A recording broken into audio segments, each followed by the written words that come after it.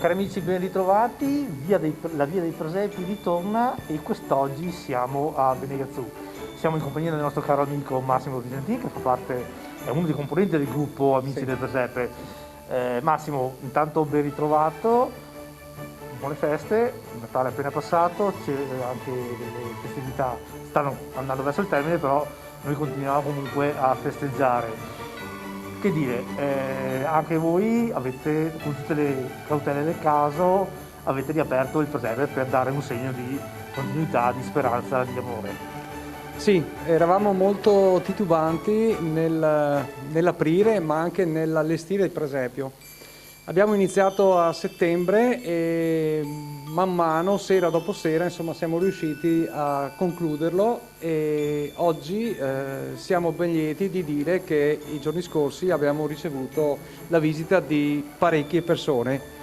Non sono i numeri degli anni scorsi, però l'importante è avere il segno del presepio sia qui in chiesa ma anche nella nostra comunità.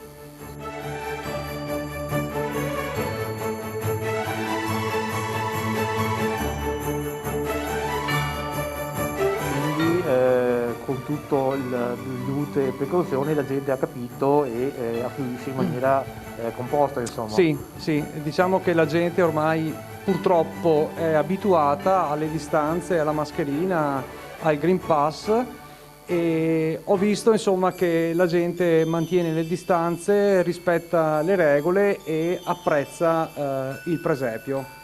Ricordo che l'anno scorso purtroppo siamo stati chiusi e quest'anno ci dicono che finalmente avete riaperto, finalmente possiamo godere di questa bellezza all'interno appunto della nostra chiesa.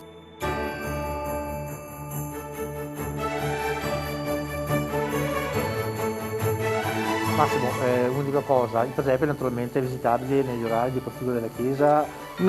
No, allora il presepe è visitabile solo nei giorni festivi dalle 15 alle 19, naturalmente con il Green Pass e con le dovute cautele. Fino a quando? È aperto fino a fine mese, fino al 31 di gennaio.